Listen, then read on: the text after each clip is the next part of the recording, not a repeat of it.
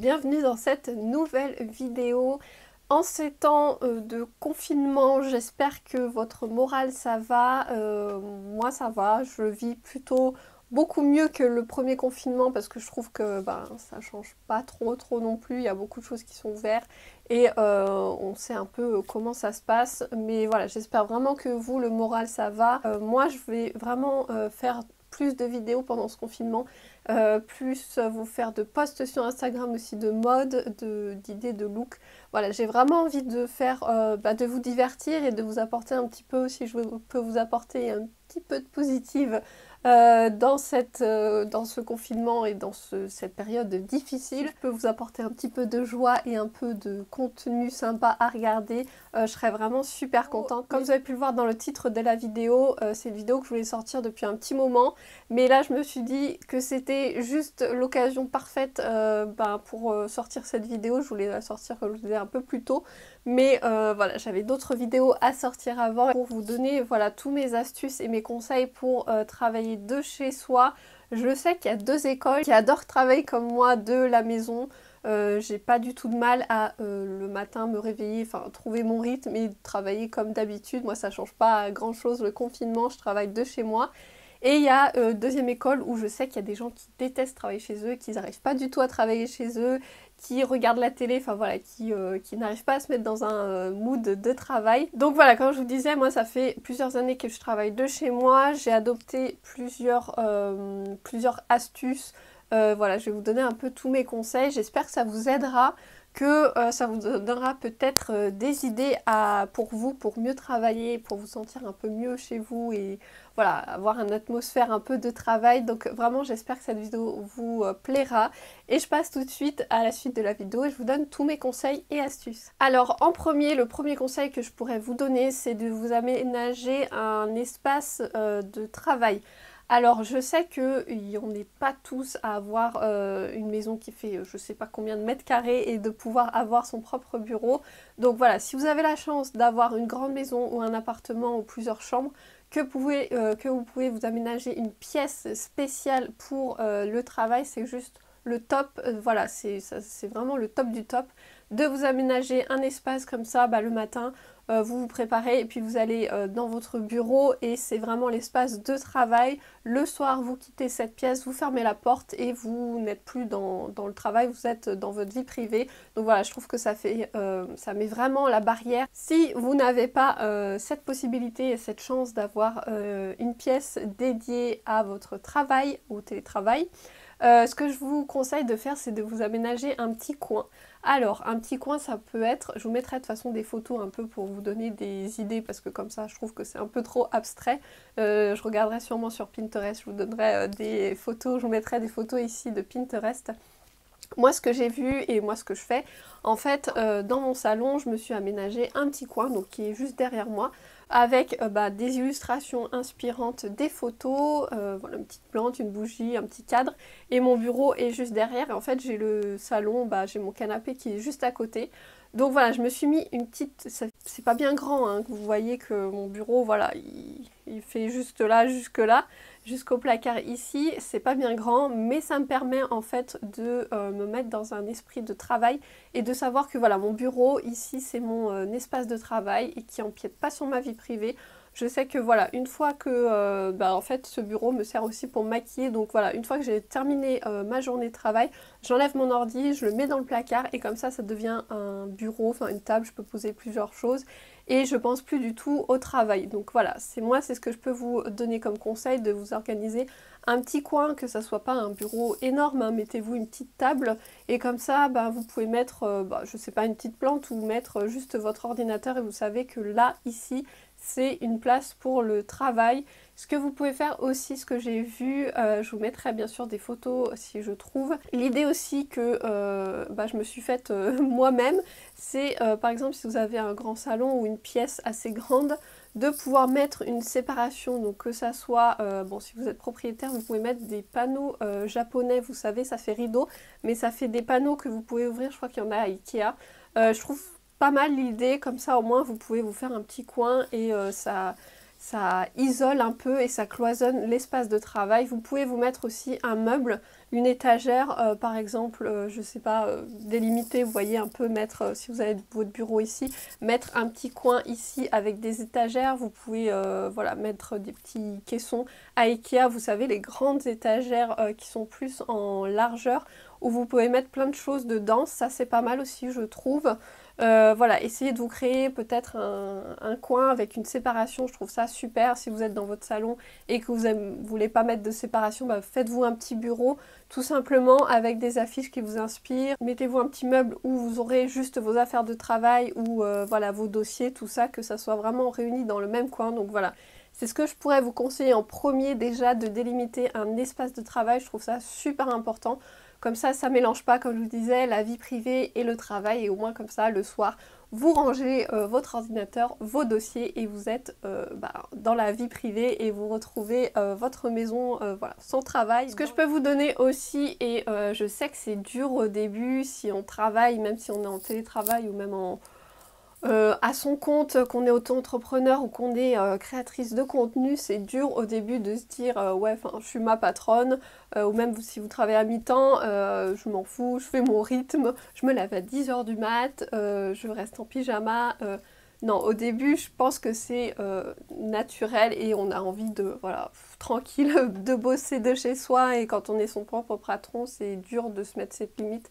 Mais je la trouve vraiment super importante. Moi, c'est quelque chose que c'est vraiment quelque chose que je fais au quotidien et c'est vraiment une routine pour moi. Et si j'ai pas ça, bah, je suis pas dans un esprit de travail où c'est vraiment que si voilà, j'ai une grosse migraine, je prends le temps un jour off.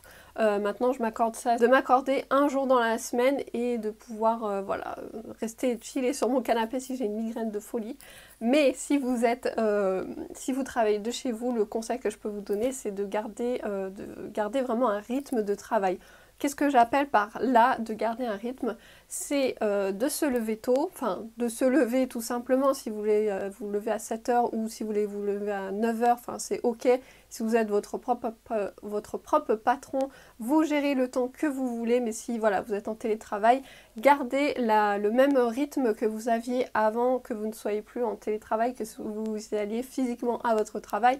Si vous levez, vous levez un petit peu moins tôt, comme ça vous avez un petit peu de sommeil en plus et vous n'aurez pas les bouchons ni le transport à faire. Donc voilà, mettez un réveil, je sais pas, 7 h, 8 h, comme vous voulez. Moi je me mets mon réveil entre 8 h et 8 h 30, j'avoue que des fois je le mets à 8 h et je zone jusqu'à 8 h 30 sur mon téléphone, sur Instagram. Je sais que c'est pas du tout terrible, mais voilà, je pense qu'on est toutes comme ça. Donc moi je me mets mon réveil à 8 h, je fais mon petit déj, voilà, j'ai toujours le même rituel le matin, je fais mon petit déj.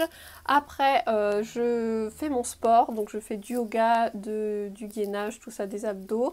Et en ce moment je fais de plus en plus de cardio parce que comme on sort pas beaucoup, enfin je sors pour promener mon chien mais on fait pas beaucoup de cardio et ça me fait vraiment du bien de pouvoir un peu me défouler. Donc voilà, je fais ça, je prends ma douche, je m'habille, je me maquille et au moins après je peux commencer ma journée. Quelque chose qui est important je trouve, c'est de s'habiller et de se maquiller, donc pas de se maquiller non plus, voilà, de prendre 1 heure pour se maquiller, mais je trouve que c'est important, ça met dans un esprit de travail, pour moi c'est important. Il y en a qui peuvent rester en jogging et qui travaillent super bien, voilà, il n'y a pas de souci de ne pas se maquiller non plus, hein. Mais moi c'est vrai que j'ai gardé cette routine de me maquiller comme si j'allais au bureau en fait, de m'habiller, voilà, comme des vêtements que j'aime bien, et comme ça moi ça me met voilà, dans un esprit de travail, et voilà, au moins... moi je sais que j'aime pas rester en pyjama ou en jogging, enfin voilà, j'ai besoin d'être habillée pour pouvoir bien travailler. Après ce que je peux vous donner comme conseil, c'est d'être organisé. Je trouve que c'est vraiment la clé pour pouvoir être productif et de travailler efficacement chez soi. Qu'est-ce que j'appelle par là? C'est tout simplement d'avoir soit un agenda, soit une to-do list. Je vous mettrai la vidéo que j'avais faite juste ici, que je vous montre précisément un peu mon carnet que j'utilise tous les jours, un peu comment je m'organise au quotidien entre mes vidéos YouTube, compte Instagram, mes podcasts. Donc voilà, je vous la mettrai juste en haut si vous ne l'avez pas regardé. Et voilà, c'est d'être organisé, d'avoir un agenda, de noter. Moi je sais que je suis très papier, Il y en a d'autres qui sont plus numériques, qui vont tout avoir sur leur ordinateur. Donc voilà, il y a deux écoles, hein, il n'y a pas de souci. Mais c'est d'être organisé, voilà, par exemple, le matin, vous dites, ou il y en a qui font le soir aussi, de faire une to-do list. Vous dites, bah voilà, qu'est-ce que j'ai à faire dans la journée, tourner une vidéo, je sais pas, avoir un call avec un client, finir un dossier, voilà. Vous mettez, en fait, vous listez toutes les listes, donc faites attention de ne pas faire une to-do list hyper extravagante et vous savez très bien que vous n'allez pas finir la moitié de votre to-do. Donc voilà, faites une to-do tranquille, ne vous ne mettez pas du tout la pression. Faites vraiment les choses les plus urgentes et je vous assure que moi, depuis que je fais ça, ma to-do et que j'ai mon carnet avec tout ce que je dois faire, je suis hyper plus productif et même dans mon cerveau, voilà, je sais les tâches que j'ai à faire et même le soir je m'endors mieux parce qu'au moins je sais que j'ai tout listé pour le lendemain. Mais voilà, c'est vraiment quelque chose que je pourrais vous donner comme conseil. C'est d'être organisé et de savoir bah voilà, qu'est-ce que vous avez à faire dans la journée. Je trouve que c'est vraiment super important. Sinon on s'éparpille, on fait 10 000 choses en même temps. Ce qu'on devait faire en urgence, on le fait pas. Ce qu'on n'aime pas faire, on le fait en dernier. Enfin voilà, essayez d'organiser tout ça. Je vous assure que vous gagnerez un temps fou. Et aussi niveau de stress, voilà, vous saurez au moins où vous en êtes. Après, en quatrième conseil que je peux vous donner et que je faisais pas avant et que maintenant je m'autorise, c'est quand on travaille chez soi, on a tendance à travailler à fond de, je sais pas, de 8h à 19h ou à 18h. Donner comme conseil, c'est de faire des pauses. Qu'est-ce que j'appelle faire des pauses? C'est par exemple à midi, ben, faites-vous un vrai déjeuner. Prenez le temps de cuisiner, vous êtes chez vous, donc vous pouvez faire des produits frais, de prendre le temps, voilà, de vous cuisiner des bons plats au lieu de prendre des trucs tout frais industriels. Donc voilà, déjà, de vous faire une vraie pause déjeuner. Mettez-vous, je sais pas, moi ce que je fais à la pause déjeuner, c'est que je me mets devant des vidéos YouTube. Voilà, j'adore faire ça, je me cuisine un bon petit plat, je mets pas non plus 3 heures à cuisiner, hein, c'est vraiment tout simple. Mais je fais ça et je me prends vraiment une pause pour moi. Voilà, je me mange un dessert, je prends mon café tranquille, sans distraction, j'allume pas l'ordi, je peux lire aussi de temps en temps, enfin voilà, prenez vraiment cette pause pour vous, ce moment pour vous. Aussi, donc cette première pause, faites des pauses aussi l'après-midi. Je sais que moi au début je me disais non mais je vais pas faire des pauses, j'ai 5, 3 heures, je sais pas combien de temps vous travaillez dans l'après-midi, j'ai ça à faire, j'aurai jamais le temps de tout faire, je vais à fond, je me pète les yeux sur l'écran à rester autant de temps devant un écran. Donc maintenant je fais attention de faire des pauses, donc que ça soit, je sais pas, vous allez prendre un verre d'eau ou vous allez vous faire un thé. Prenez ce temps-là, voilà, tranquille, sans écran, regardez par la fenêtre ou je sais pas, jouez avec votre animal de compagnie. Mais voilà, faites des pauses, ne restez pas scotché à l'écran, c'est super important. Même quand vous faites des projets ou vous travaillez, c'est important au boulot, vous faites des pauses, que vous alliez, je sais pas, prendre un thé ou parler avec vos collègues. Donc voilà, faites la même chose chez vous, prenez ce temps-là, vraiment vous allez être 10 fois plus productif que de bosser à fond et d'être hyper stressé à la fin. Donc voilà, le conseil que je peux vous donner, c'est de faire des pauses. Après, ce que je veux vous donner en cinquième conseil, le conseil que je peux vous donner si vous travaillez à la maison, c'est d'avoir du temps avec d'autres personnes. Donc là, en ce moment, vous allez me dire oui, c'est pas possible, mais en règle générale, je sais pas, c'est par exemple aller à la salle de sport, prenez des cours de yoga, de danse, de dessin, enfin voilà.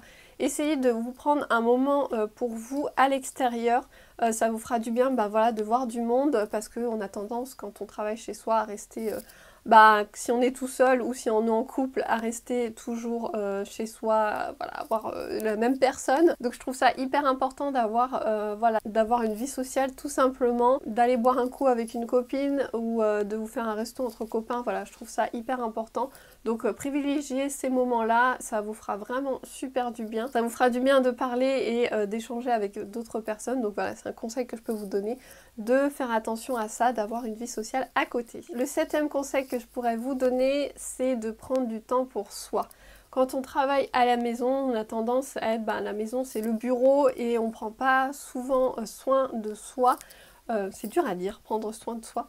Et le conseil que je peux vous donner, voilà, c'est de prendre du temps pour vous. Par exemple, je sais pas, à la fin de la journée, de faire de la méditation, du yoga, de prendre, je sais pas, vous prenez votre thé, vous vous installez tranquillement sur votre canapé, vous lisez un bouquin que vous aimez ou que vous regardez des vidéos sur YouTube.